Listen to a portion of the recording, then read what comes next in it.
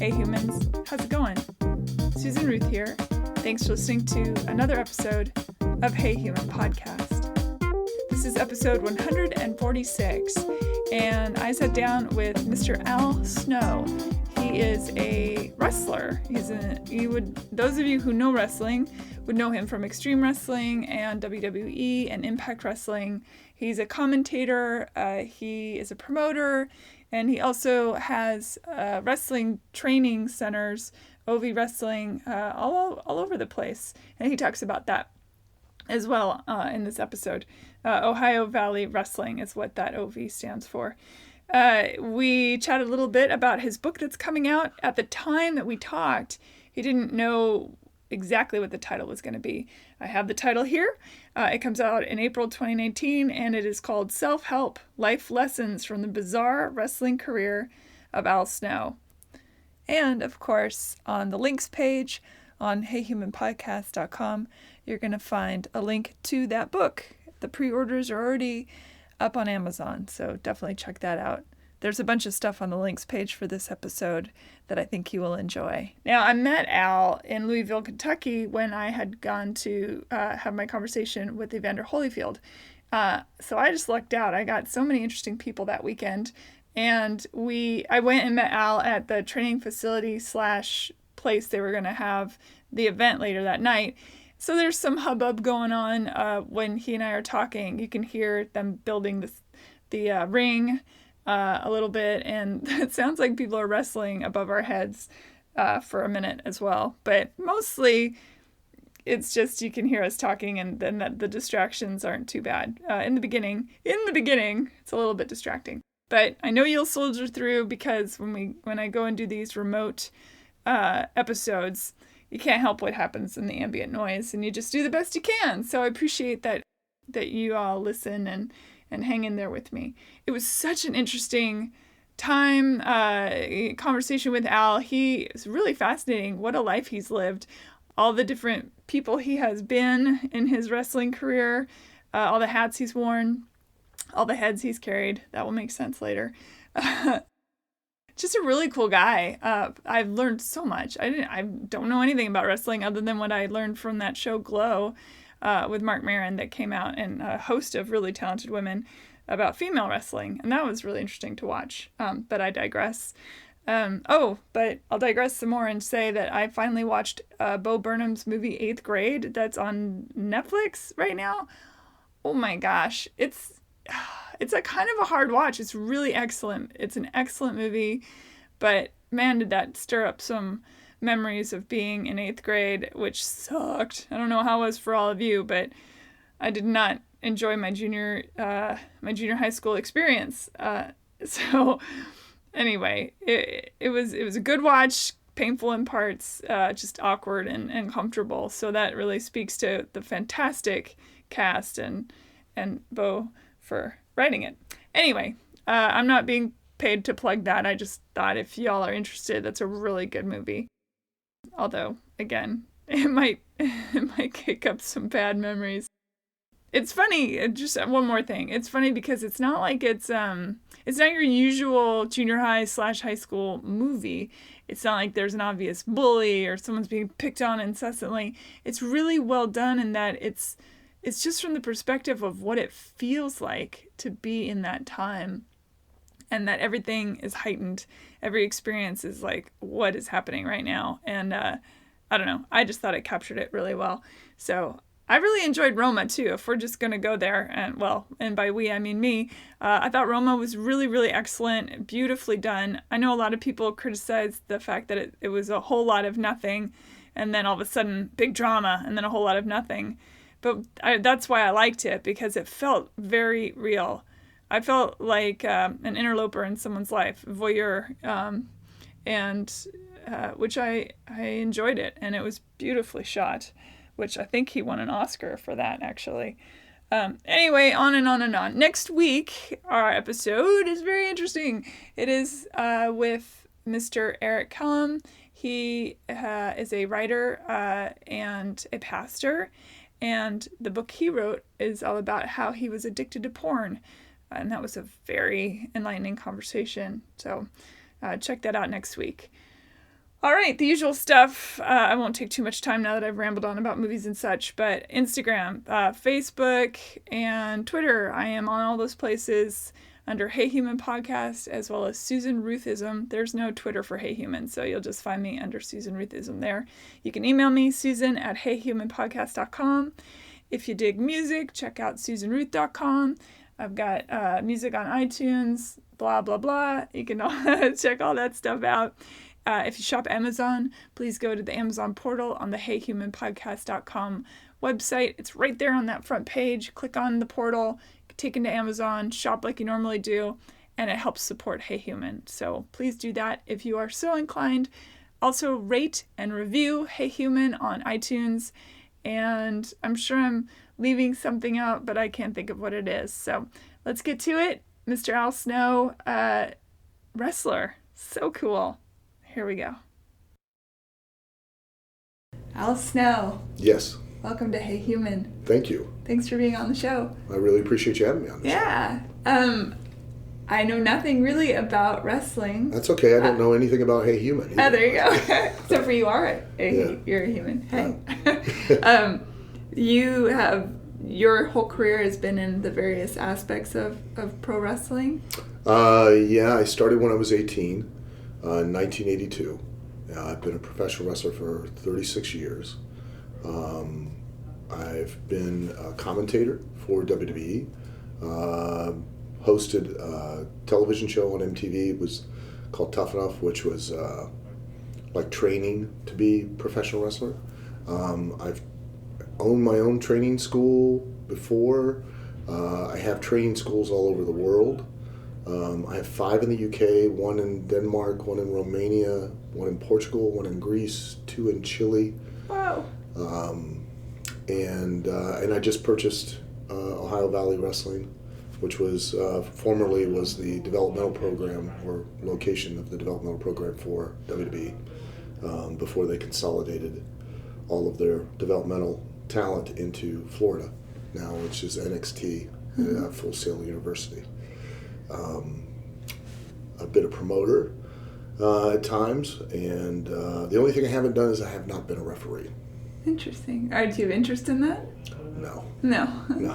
If I have to, I would do it, but I don't have an interest in it. So how did, at the very beginning, 18, I mean, that's a pretty young start. Yeah. What prompted it? How did you get, did you always wrestle around? Or, I mean, there's so much to it, you know?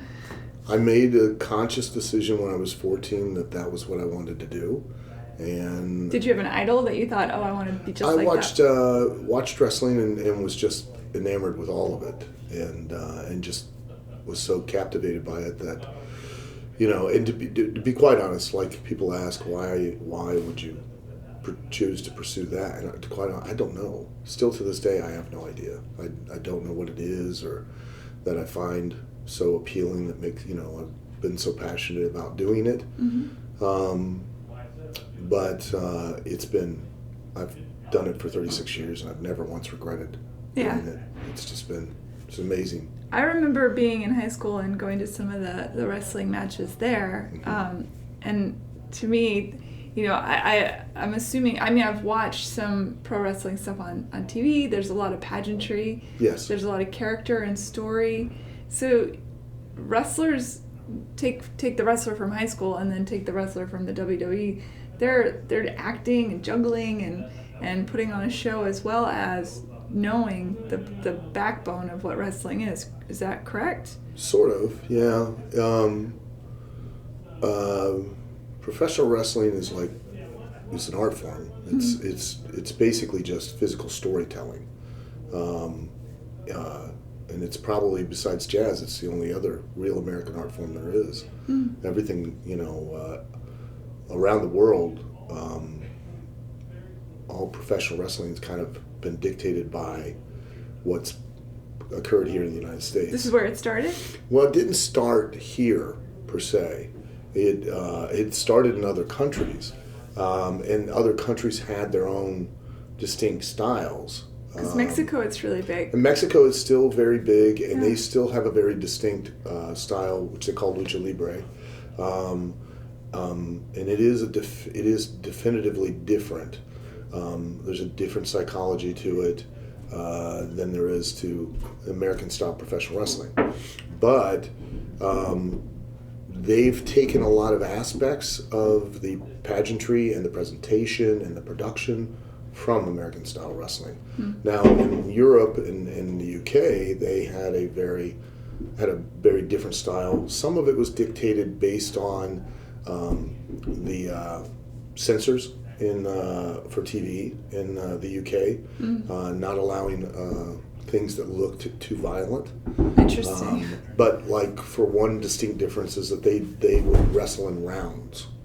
So that's very different from where it is here, where it's typically the matches were from a time limit of 10 minutes or 15 or 20. They're wrestling upstairs right now. But you would, they would do 3 to 5 rounds or 6 round matches. American wrestling's not like that. American wrestling is not like that. It's never. I don't know. I had this image in my head of, I remember Bugs Bunny wrestling and there was somebody walking around. Yeah, with the number. With the ring card. Yeah. With the rounds on it. Yeah. I think they just kind of took some artistic liberty. Yeah. Yeah. You had a lot of just doing some little bit of research, because I just learned of you yesterday, and which is so cool that you said yes to be on the show. But that you have had a lot of different characters that you've played. Did you come up with those? How does that work? Well, the thing is that I didn't really have a whole lot of different characters until I got to WWE, and then they were trying to find something that worked for me. Because that's the most important thing for a wrestler, or really any kind of performer, is to find your voice, find that thing that resonates with the audience and that they can describe to their friends and family in a sentence or less. And you got to go watch the show or see this guy or this girl, and because they're A, B, C, D, E. If the audience can't do that, they can't turn to their friends and family and do that in that sentence or less, it's very unlikely that you're going to be really successful, or it's going to be a lot more of a challenge anyways. And I spent maybe 14, 15 years, everybody claiming that I was really good, but really good at wrestling and performing in the ring, but I didn't have that persona. I didn't have that personality. I didn't have that thing that they could identify with me and connect with me. And then I actually went and had trained a former student of mine. His name was Dan Severin. He was a very accomplished amateur wrestler, and he wanted to go into the UFC, which this was in their early days, and asked me to train him for that. And we worked together, and I accompanied him to the octagon, and that was when they would do it in like a tournament. You had to fight 3 times on the same night. And he had won his second fight, and the commentator came over and was asking him questions. And Dan's not real good as far as talking, and I got kind of frustrated, and I made some smart ass comments. And a promoter who had a operation in Tennessee had known me for years. Jim Cornette had known me for years. Never had an interest in bringing me in to do anything. Saw me on that, and saw me being a smart aleck, and was like, "That's it. You're going to be the smart ass." Next thing you knew, he gave me a call and brought me right in, and then that led to an opportunity with WWF, and then that was where I started getting different characters that they were trying to give me that didn't work. They weren't really me. They didn't come across, and I just kind of floundered for a period of 2 years, and then I got put on loan to another smaller regional company called ECW. Goodness gracious! Jiminy Christmas. Called what now? ECW, and then that was where I had developed the character where I talked to a mannequin head. Yeah, that was interesting. I saw on some interview that you said that you been studying abnormal psychology. Yeah, I was reading a book on abnormal psychology. And that then you thought, oh, well, two heads are better than one. Well, there was a woman, she had multiple personality? No, she had schizophrenia. Yeah. And then she also had, they call it transference, where she'd transfer her illness onto what she heard voices from. So she'd hear like voice coming from the chair. Well, the chair was crazy. She wasn't. Like the Son of Sam saying the dog was telling him to kill people. Yeah, but the transference is where the person believes that the dog would be crazy. Got it. Like you would be completely healthy and sane. Right. And that was the relationship that I had with the head, was that the head was crazy. Completely crazy, had multiple personalities. And that was why I always called him head, because if you name one, you got to name them all. Right. And I just couldn't do it. So I would talk to and interact with, and it became very popular.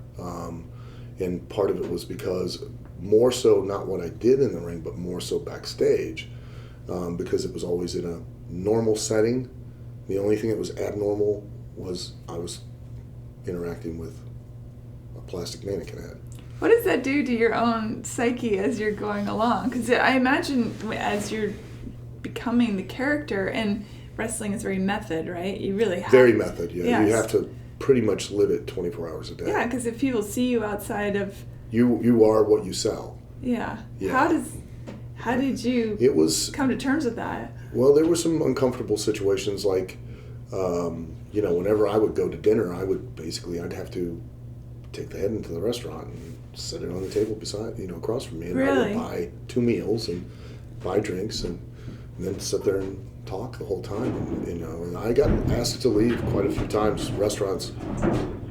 But it was important, because now if you are at home and you were flipping through the channels and you happen to see me out in the ring, you believe that I'm really insane. And so is that I hear two sides to this. I hear some fans like, oh yeah, I know it's all a story and we're watching acting and all that. And then there's those who are like, it is 100% real. They're doing their thing. They're all exactly who they say they are. Yeah. And then how is that for you as the actor who really wants to put on the good show, and you obviously know wrestling moves, you know what you're doing, or else you'd get horribly hurt. I mean, you guys are being... Well, you still do. You get thrown around like crazy. Yeah. It's always the through the table and stuff that you see on the tables aren't too bad. Oh my God. They actually in the ring, just getting thrown on the ring is about the worst. The ropes, you mean? Or the down ropes on the ground? The ropes can be pretty bad too.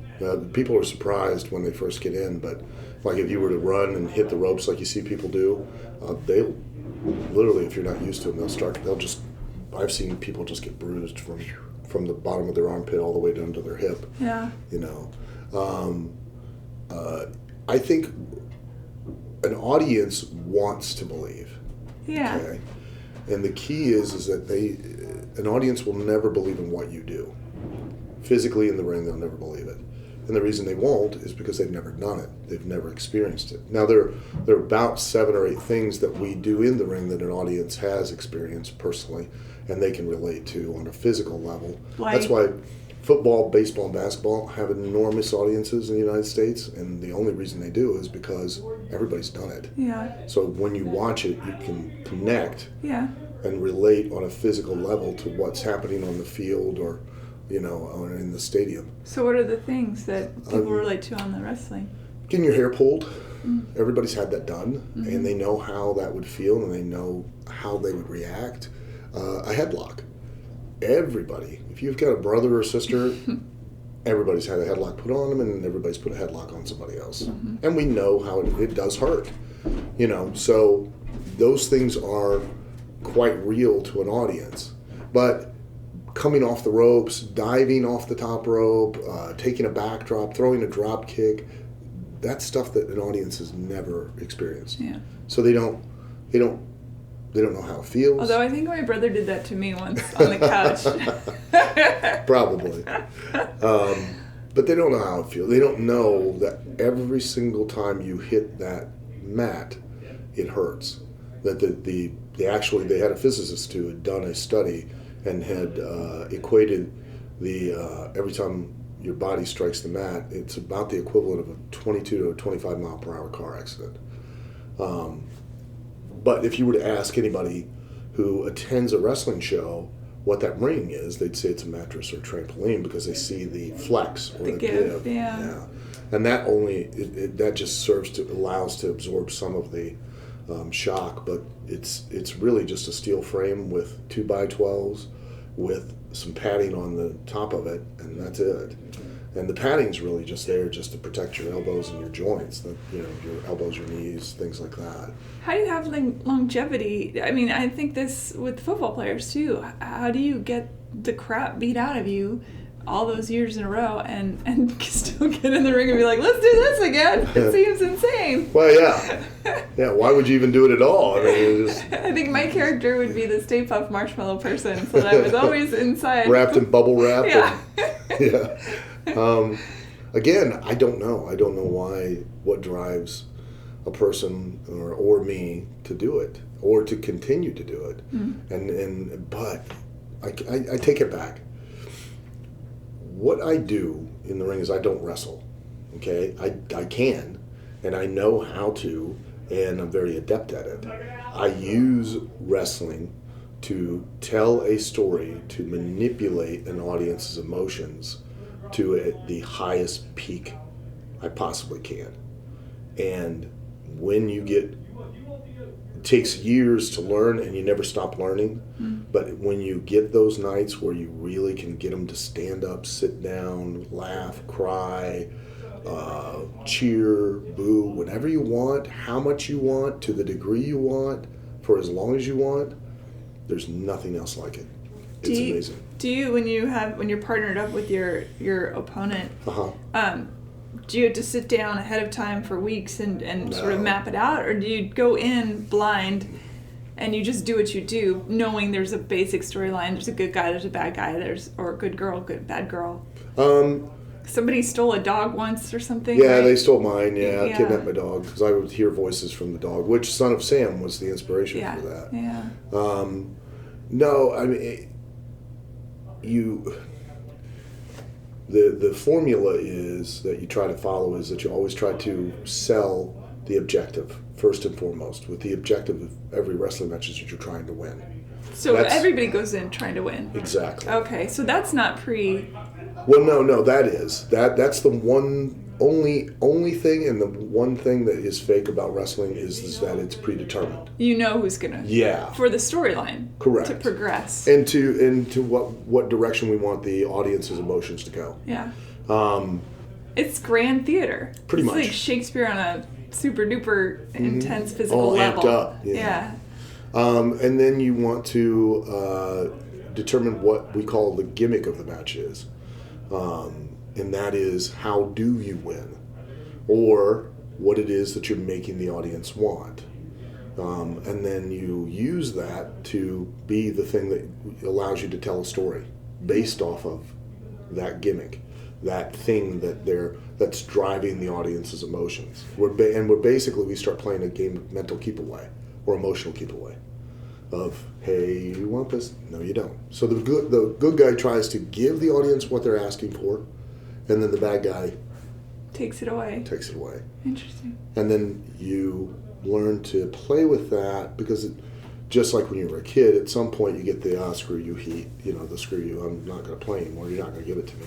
And if you go that far, you lose it. But if you take it right up to where they're just about to, and they're almost so frustrated, and you give it to them, they emotionally pop, or what we call pop their nut. Soap opera. They come. That's what we're trying to do, is make them have an emotional orgasm. Okay, well that makes sense. So when you want to transition out of one character into another, do you kill them off? What do you do? No, you just have to. I try to do everything based off of cause and effect, or action and reaction, and I try to make it logical. So if a person's going to turn a different direction or have another motivation, he's no longer going to be the antagonist, he's now going to be a protagonist. Well, there has to be something that happened that drove that person that direction. They don't change who they are intrinsically. They still act, speak, everything exactly the same as they did when they were the antagonist. The only difference is that now if they do something that's a little less than kosher, they're going to do it as retribution or revenge, as opposed to they did it to gain an upper hand. Mm. So, did you have a preferred character that you? I enjoyed being the, if we can curse a little bit. Oh, you can curse. Okay. You don't curse. No problem. When I was working for Jim Cornette, I was the smart-ass chicken shit heel or bad guy antagonist. I really enjoyed doing that because I got to be entertaining, but also I had been the antagonist for 14 or 15 years and much preferred to do that. Because well, then how do you do that when you go out into the world? If you have to be a jerk all the time? Well, you don't have to be a jerk all the time. That's the thing, is that I can still be a smart aleck. I just, and I naturally am anyways, but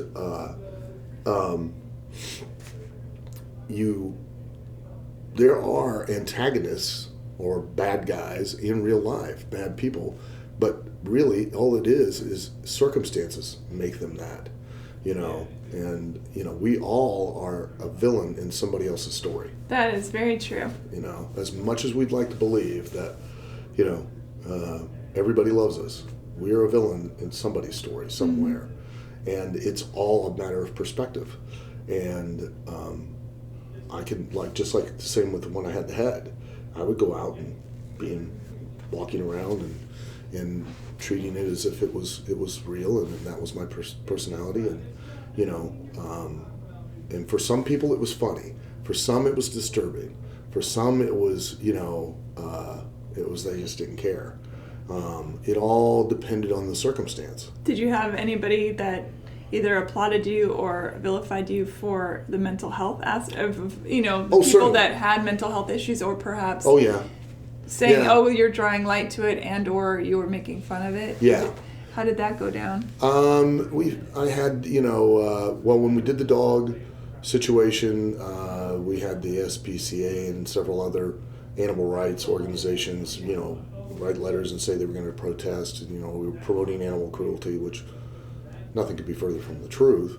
Didn't you have to eat a dog? Not in the character ate the dog by accident? Well, yeah. Got invited to a dinner? Yeah. So for those listening, the story arc went that the man who kidnapped the dog then invited you to dinner. Which is based on a true story. It doesn't surprise me at all. There was a former wrestler who had a neighbor and had a dog that the former wrestler hated the neighbor and hated the dog because it would bark all the time. And the neighbor went to work, and then the dog went missing. Oh my God. Then the former wrestler invited the neighbor over to console by making dinner, and had made dinner with the dog. Holy cow. And then fed the dog to the neighbor. I saw it. There's a storyline like that in War of the Roses as well. Spoiler alert. So people get upset about that stuff. So they get upset about that. I've had women's rights groups get upset and have protested shows because they've put pictures of me on the poster holding the base of the head, and they claiming that I'm choking a woman's choking a woman and promoting violence against women. I had an action figure was taken off the shelves of Walmart. And I was like a national news event for like a week and a half at that time, because Walmart and they still refuse to sell my action figure. I'm number 5 on the list of things that they won't sell. Because there's a head in there was a woman's 2 women who were, of all things, assistant professors of communications at a college in Georgia, went to Walmart, had done no actual homework, had never watched the show, knew nothing about my character. Went by, saw the action figure, saw the picture of me holding the mannequin head, and wrote a letter to the Atlanta Constitution, and I quote, saying that it was a training manual for future spousal abusers. So of course, Walmart was like, we're not going to sell the action figure. Doesn't Walmart sell guns? Walmart sells not only guns, but the ammo and hunting knives to go along with it. Seems paradoxical. Literally, like, several weeks later, Sleepy Hollow with Johnny Depp came out, and they had in the packaging the Headless Horseman. Well, not just Headless Horseman, but actual decapitated heads, which they said this was a decapitated woman's head, which it was not, and I had never referred to it as a he or a she. I referred to it as simply asexual, but that was a way of espousing their opinions in a public forum without ever actually doing any real homework, which is the American way. It is. It is. And it's gotten even worse. Yeah, it's certainly the American way. And then people panic, corporations and stuff. But does that make the character more popular? Oh, it did. Immensely. Yeah, I would imagine that would actually be a boon for the... Yeah. But I've had a lot of I've had backlash in different ways in different times, and but I've stuck to what I'm doing. It's the same as because I had a catchphrase that I would say, what does everybody want? What does everybody need? And the audience would say head. And everybody thought that I was talking about fellatio, which I was not. The whole idea, what I was trying to do was a once upon a time, which I probably should have clued in some of the creative people that were in charge, was that here's a person, a guy, who had struggled in a career and was still wanting to be the person they wanted, that they needed and that they loved, and they still don't. They want the head, they need the head, they love the head, not me. And I've been at some point I was going to get jealous, and I was going to basically turn on my friend and be the antagonist in the story, and basically be the bad guy, attacking it and doing things like that, because I thought it was real, and that I would be jealous of that, and that was why I would always do what does everybody want, and I would hold the head up and everybody had, and as I did it, I'd get more angry, but nobody ever picked up on that, and it was, I think it was a little too deep and a little too subtle. Philosophically speaking, it probably kind of went over there. It went over their heads, no pun intended, but. And everybody loves a great double entendre. Yeah, and that was part of the fun, and especially at that time, WWE was doing more of an 18 to 35 type of audience. They were trying to focus more on that, and it was immensely popular, and it did very well. The whole that whole direction that they went, they had a tremendous box office boom, and wrestling was again in the mainstream of pop culture, and because of it. But that connotation of and people thinking, well, I don't want my kids to see that or hear it, and it's like they don't look at it like you do. They don't think it's a double entendre. They understand, quite honestly, exactly what I'm referring to. It's you that doesn't understand. They understand I'm referring to this plastic head. You're thinking that, and then you're thinking they have a worldview much like your own, which the only way we can see another person is through our own paradigm, and so we're constantly putting our stuff on other people. And the worst part of that is putting it on the children. The children do not. They have to be carefully taught. They don't view the world the same. Right.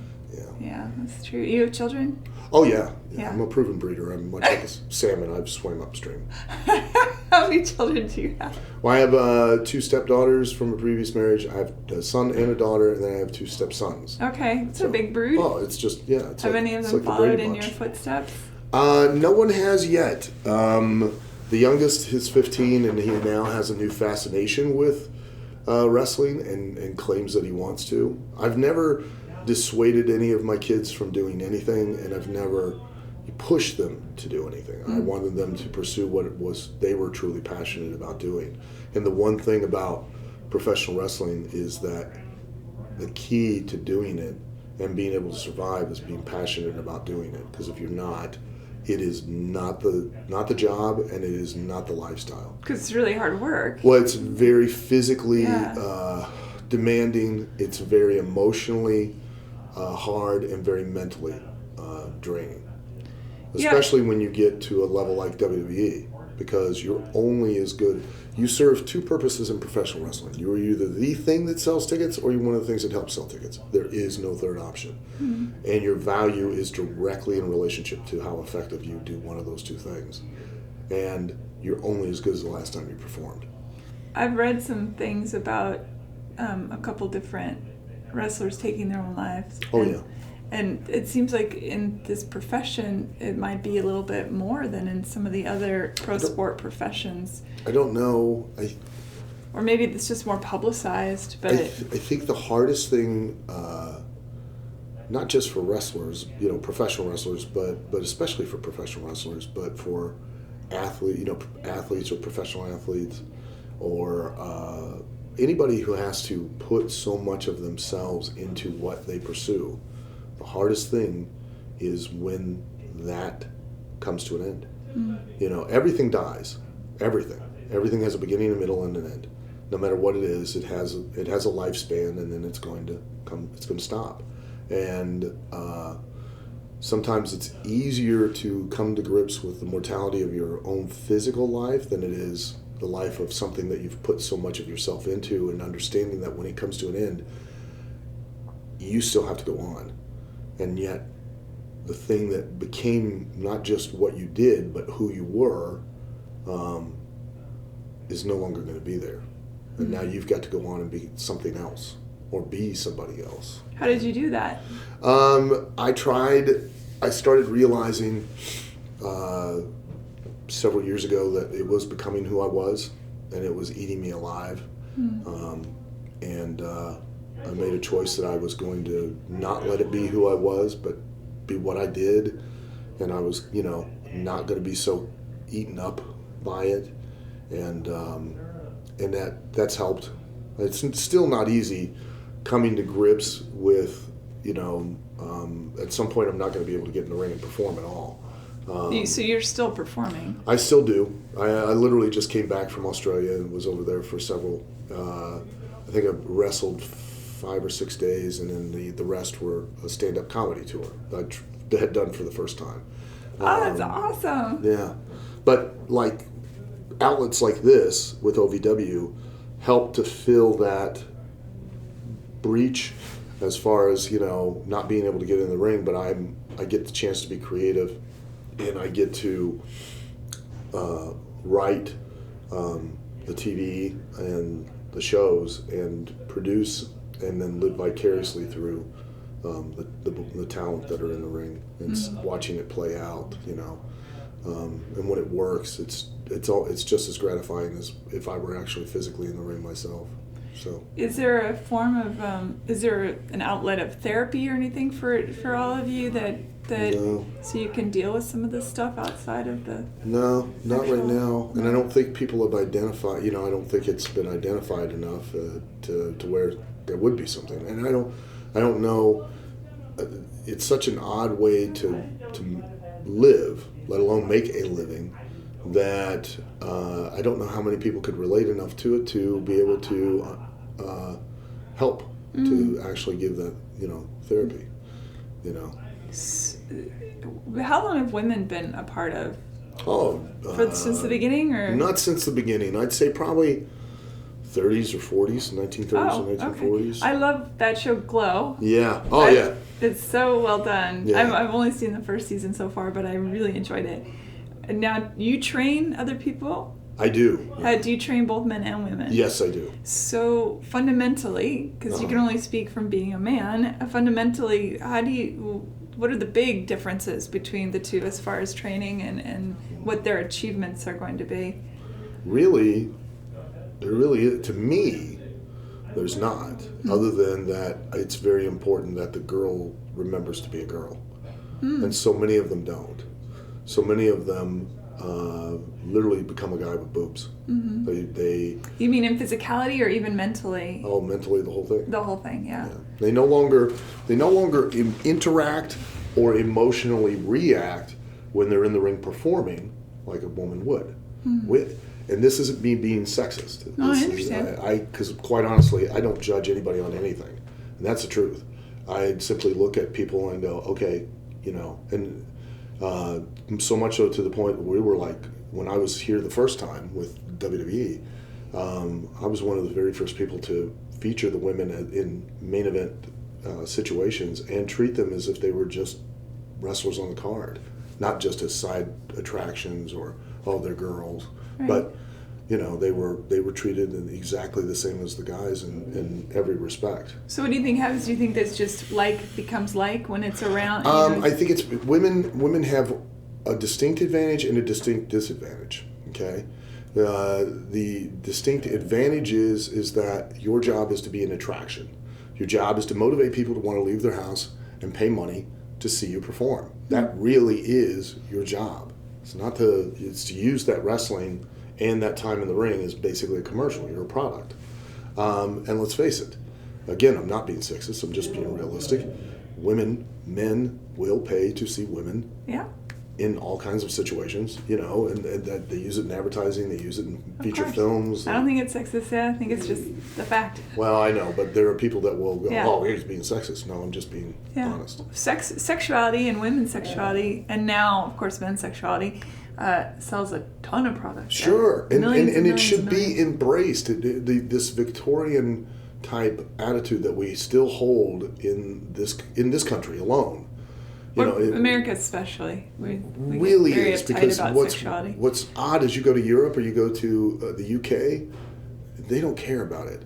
And you might see a woman's boobs on TV, but you won't see her being assaulted or raped or somebody being stabbed to death. Whereas here it's the opposite. Little Johnny can't see the woman's boobs, but we have no problem watching somebody watching them raped and murdered. It's very bizarre. It's wacky. Yeah. I'd rather see my kids see something normal and natural, which are a pair of boobs, than to see a person being assaulted. Right. But hey, go figure. Where was I? We were talking about women when they get into the ring. But the disadvantage is that women have to be as athletic and as technique-wise and as a guy, they have to be just as concise and professional and physically show that they know what they can do. But they can't lose that intrinsic femininity. And a lot of them focus so much on the physicality that they lose that when they're in their ring performing. They lose that femininity. Is that something you try to instill then? Yeah, I try to make them still be a girl. Yeah. Yeah, I think that's very important. Mm-hmm. Because if you're a woman and you're watching it, you can't relate. No different than if we watch the 8 things that what they physically feel like. One of them being getting poked in the eye. Let's face it, we've all had that happen. Yeah. Even that makes my eyes just now exactly. water. But now, one of the biggest common mistakes that the wrestlers will do is they'll literally shove a thumb in one guy's eye and then throw him 18 feet across the ring. He'll be able to grab that 1-inch rope and then come back and duck whatever is being thrown at him. It's like, come on. You can't even maneuver around this room if you happen to just rub your eye. Now you expect me to buy into and believe that? It's just little nuance of but women fight more emotionally. Women will talk while they're fighting. They'll, men, it's just, and they just punch and kick and that's it. Where women will not only beat you up, but will verbally debase you at the same time. And God help you if you grab her hair, because now it's on. Well, girls will get in the ring nowadays and they're so caught up in performing that you do things to them that typically a woman would react and emotionally, and they don't. But the guys do the same thing too, but it's even more important for a woman. So now the woman watching in the audience, that she knows how she would react if that had happened, but that girl's not reacting like that. Maybe that's why Glow is so popular, because it's a huge hit show, and maybe it is because those women are all definitely acting like women, whatever that means. I mean, I don't even know what that means, and I am a woman. But I don't know how to put it, but it's just... I don't either. But there are... Whatever we say, we're going to make somebody mad. So we're going to upset somebody. But biologically, there are distinct differences between the sexes. Sure. I mean, that there's no ifs, ands, or buts about that. Right. And do I care about it? No, I don't. My life doesn't revolve around that. Sure. But there are. And when you're performing... The thing about professional wrestling is that it is very much a synergistic situation between you and the audience. And that's why it's not acting for us. It's not a character for us. It is who we are with the volume turned way up. If guys go out there and it's a character, they're acting, you can tell it doesn't work because the audience can't feel it. And if you're out there and you're wrestling, and again, back to if you're even if it's a guy, and the guy does not react in that situation like guys in the audience would think they would react, we're done. Is it choreographed though? Is there somebody outside watching? Say, is there a rehearsal? I mean, no, there is no rehearsal. Okay. So every night is opening night. You just pretty much yes. And like there's a big misnomer of is it scripted? It's not scripted. So it's improv. It is improv, and at the same time, it's not now. The wrestlers are used to, it would be loosely scripted, meaning you'd call what we call high spots. High spots would be wherever you wanted the action to go up and wherever you wanted the emotion to go up a higher level in the direction you wanted to go at the end of the match. And the high spots can be a series of 3 or 4 moves put together, or just a facial expression, body language, or going to throw a punch, just simple little things. You'd plan those out, but with the caveat that when you got out there, you might plan A, B, C, D, and E before you finally did F, which is where you did your finish, your end of the match. But you go out there, and for whatever reason, they just don't happen. They don't organically occur, or the audience is going a completely different direction. So you do X, Q, R, Y, and then you do F. Or you might go out and you might go A, B, and then you might go M, L, Z, and then F. So you're hyper aware of the audience the whole time you're actually... Supposed to be, yes. How do you balance all that?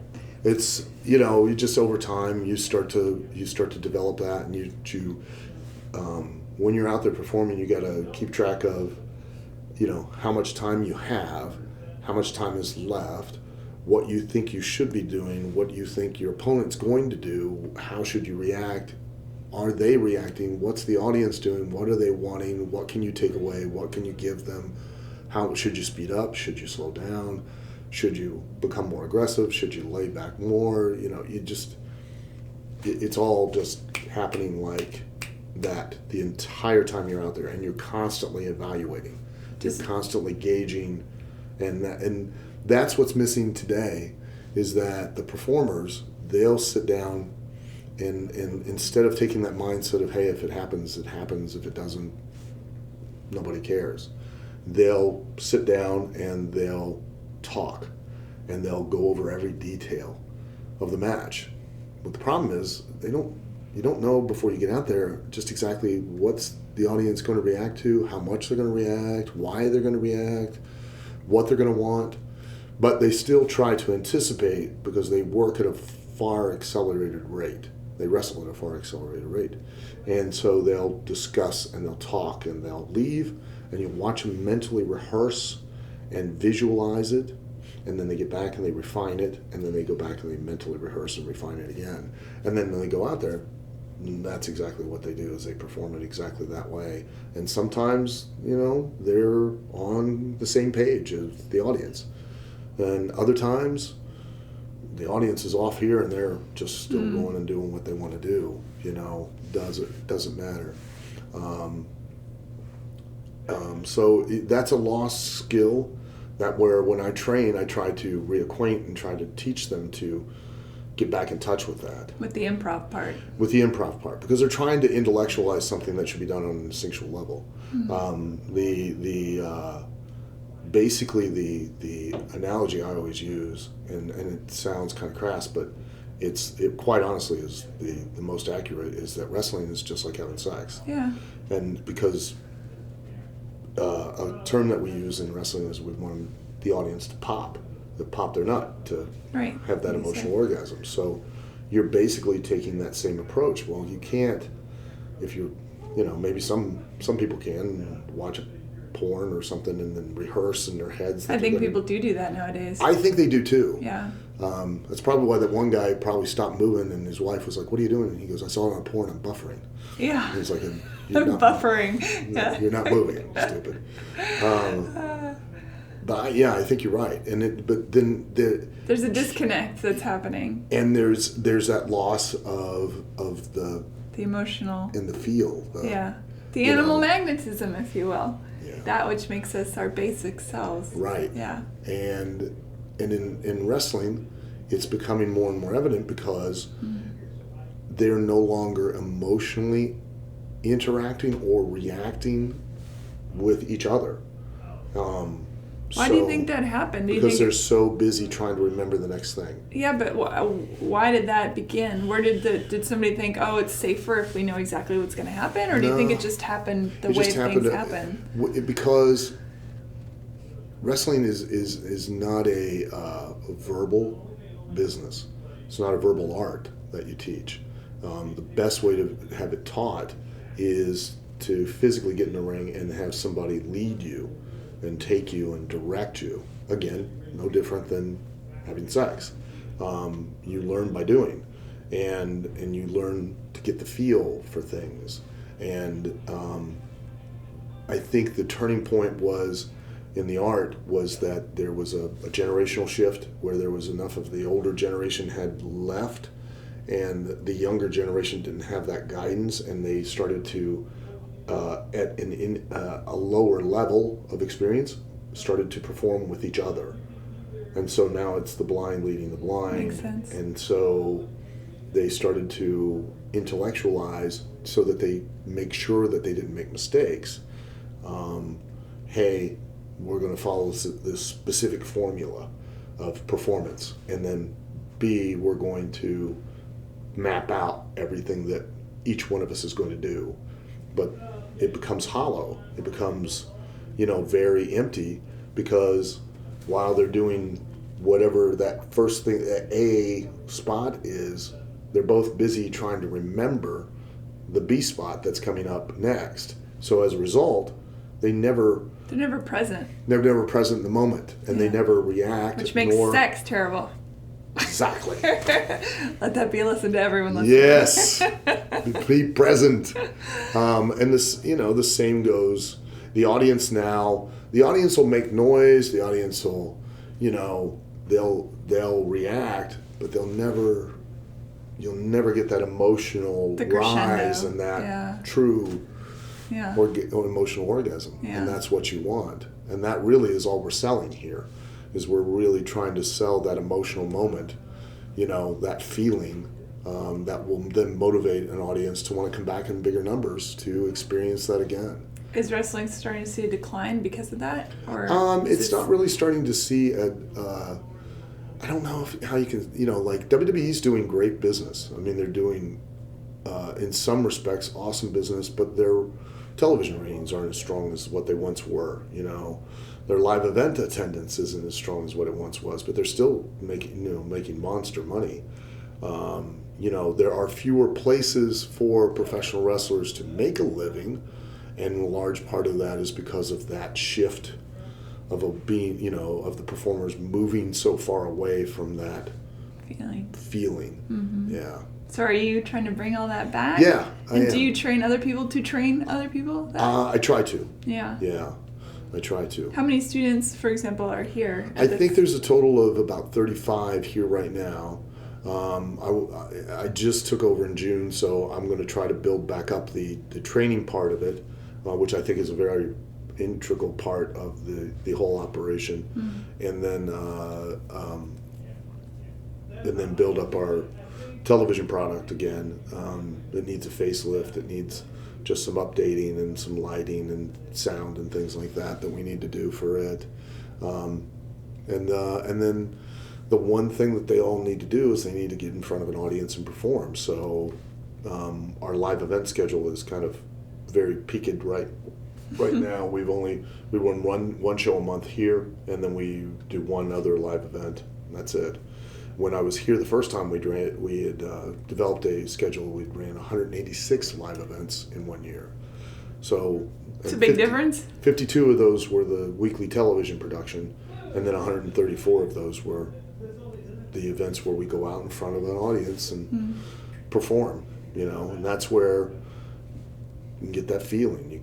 You start to understand what works for you, why it works for you, how much you should do, how little you should do, when to speed up, when to slow down.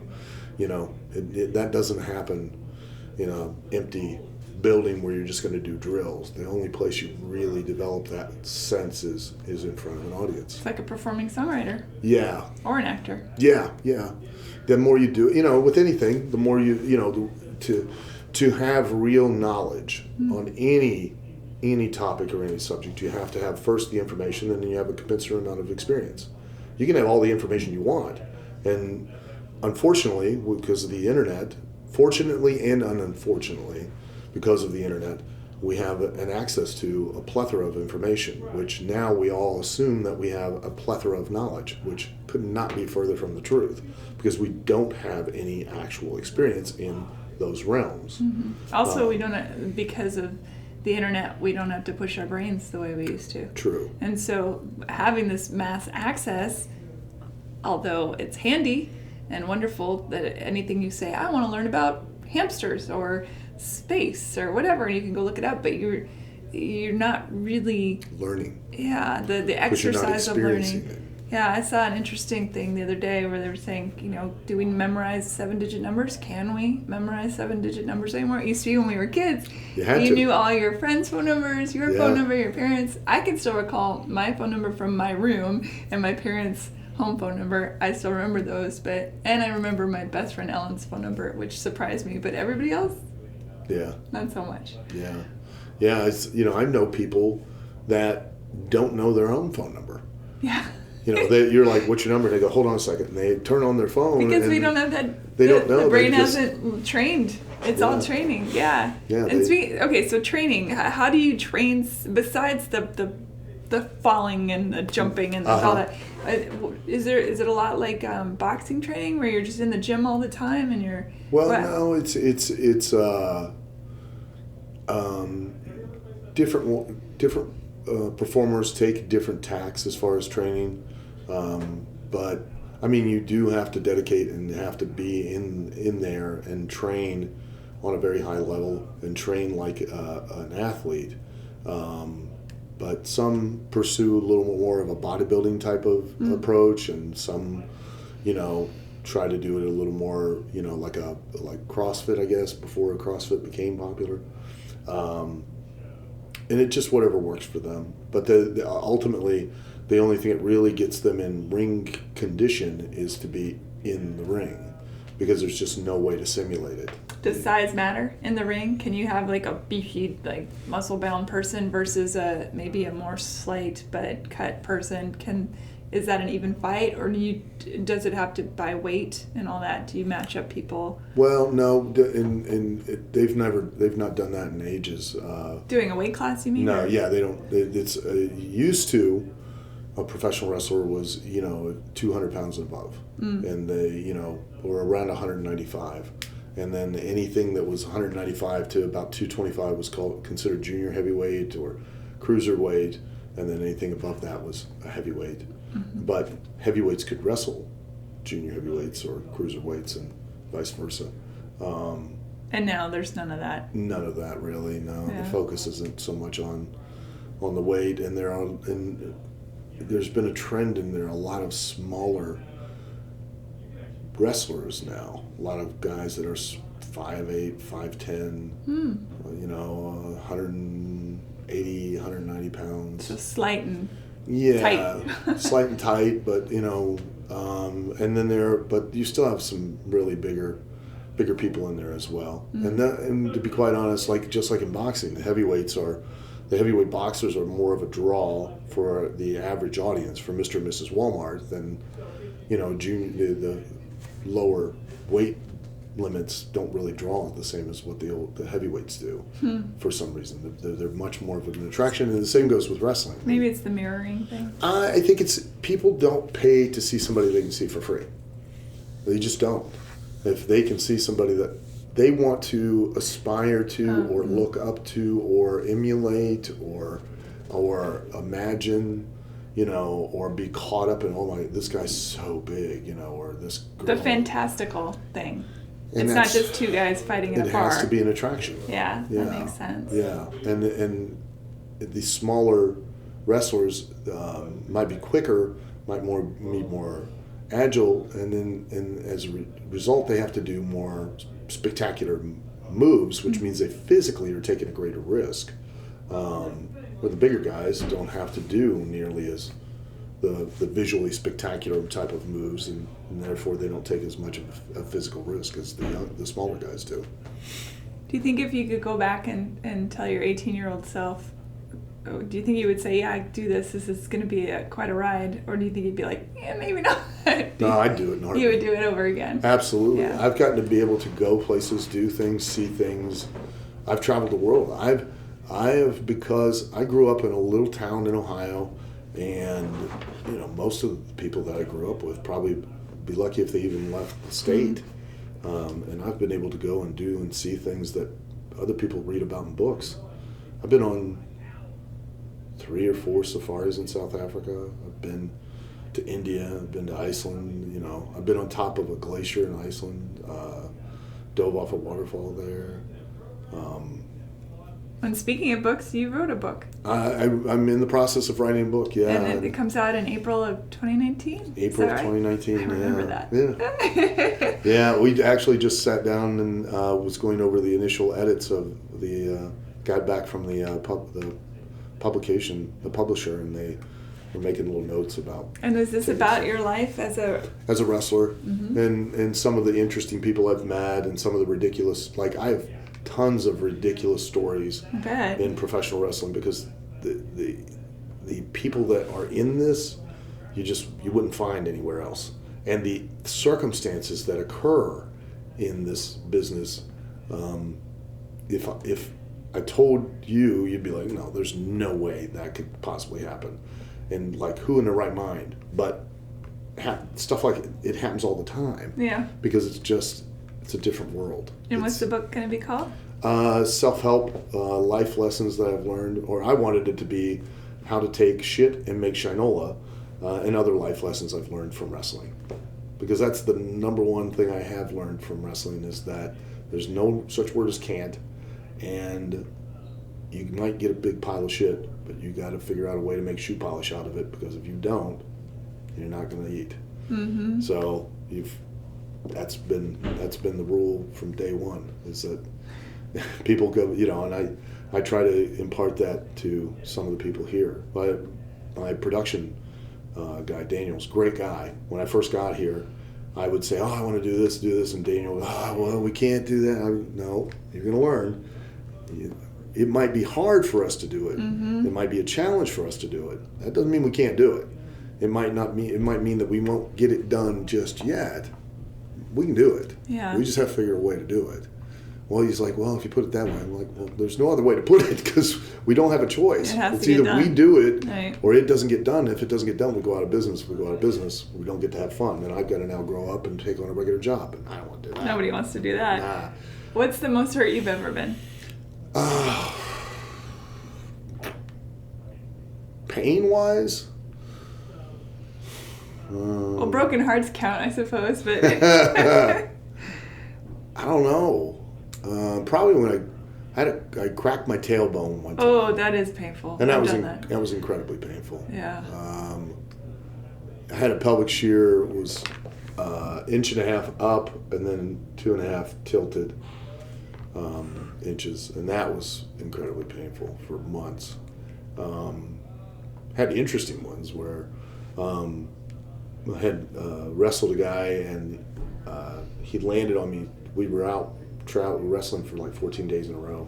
When I came home, he had landed on me so many times that when I would lean like this, you could hear my heart clicking against the inside of my chest, and that was fun. What, did it shift your bones over? Or? No, apparently even though the doctor was like, when he was like, why are you here today? And I go, watch. And I lean over and click, click, click, and he goes, well, that's interesting. I'm like, no kidding. And he's, what they surmised, because they ran a bunch of tests, is that the sac of fluid around your heart that from the impact it had swollen, and that one of my ribs had been displaced a little bit, and so when I would lean, it would flop against and just beat against the inside of my rib cage, and that was an interesting. I assume it healed itself. Yeah, it didn't do. It stopped doing that. But they did all kinds of different tests, and the heart was fine. They replaced your heart with a baked potato. Yeah. Gee, I don't know. Nothing enough to keep you from doing it. No, not really. I mean, I've had 2 hairline I've fractured my neck. I've broken my nose, I don't know how many times. The last one I didn't reset all the way. It's still kind of crooked. I reset it myself. Let's see. At one point, I would get done with a match. I'd cough up blood for a couple minutes after I got done. So you guys are really getting the hell beat out of you, really. I mean, this is... Dislocated, got kicked in the face, dislocated my jaw, blown out the PCL in the left knee, broke my right ankle, have broken free the fibula away from the tibia. Do you keep going when that happens, or do you go, stop? No, the only time I yelled stop, I dislocated my shoulder, and I couldn't stand up because it had gone forward, like tilted forward, and my arm went backward, almost like in a hammerlock type position, but it caused the muscles on the latissimus dorsi muscles to all seize up, and it drove all the and it bent me over, and I couldn't stand erect and continue the match. So I just rolled the guy up and won the match and went right to the back. And I couldn't stand up straight until I got to the hospital, and then they took 3 doctors, and they take a sheet and they wrap it around you, and 2 doctors held on, and the other doctor drives his car the other way. Yeah, and just yanks it back in place. That's how my dad got rid of my first loose tooth. That's basically kind of what he was doing to get my arm back in place. Oh my gosh. So if I'm an aspiring wrestler, male or female, how do I find you? What do I do? Well, on social media, I'm the real Al Snow, because there were some actual fakes. And, the real Al Snow. Yeah, and I message them and I go, look, if you're gonna fake being a celebrity, I mean, you should raise the bar. I mean, I don't even want to fake being me, and you're trying to be me. Come on. Be somebody really cool, not me. So I had to do the real Al Snow. But on all social media, I'm the real Al Snow. And if they want to contact us at Ohio Valley Wrestling, I think it's ovwrestling.com. I don't even know the website of my own company. That's okay. I can put it on the links page. I'll look it up. It's ovwrestling.com. Hey, what are the insurance rates for people like you? They're not easy. They're not cheap. How do you find insurers to say, you're a professional wrestler? Sure. Yeah, why not? It's difficult to find health insurance. Oh my gosh. It's really hard, and it's never been inexpensive, and especially these days, it's gotten even worse. Yeah, I imagine the stack of waivers when people come into a wrestling class. Pretty thick. Yeah. Yeah, but I take pride in the fact that I've trained a lot of different people, and the worst injury I ever had was somebody twisted their ankle. Oh, that's good. Because I take things in a very step-by-step process, and I try to make sure that they learn certain skills that will allow them to learn the next set of skills, which will allow them to... Be Liam Neeson. Yeah, be Liam Neeson. And not just learn them, but understand what they are and what they're doing with them. And I think that's more important than just learning a physical or a mechanical skill. It's understanding the reasoning and the concept of why you're doing it and when you should do it to elicit a certain response. That's a good life lesson in general, I think. Yeah. For sure. Yeah. All right, and then one last thing. I've taken up a lot of your time, and you have a big event tonight. Listen, this is an excuse for me to sit in this room and not have to run around like a lunatic having to get stuff done. Yeah, tonight's the big tournament. The big boxing match. You said you do stand-up comedy now. Talk about that a minute. Okay. That's exciting. Yeah, I also do Magic for the Blind. Really? Yeah. That's my way of giving back to the community, you know. I do it for you right now, but I have to say ta-da a lot, you know. But wait, how does a blind person get to see magic? Well, you say ta-da, and then they know things happen. I'm going to get a phone call on that one for sure. They love card tricks. Yeah. So how did you start doing the stand-up? It was Mick Foley was a former partner and a friend, and he's wrote several books. Several of them were New York Times bestsellers lists. And he's been going around for quite some time doing, I guess you could call it stand-up. It's not really stand-up. He does stories about his career, and then he kind of makes them funny and entertaining as he's telling them. And he's been doing this show for quite about, I think, 6 years.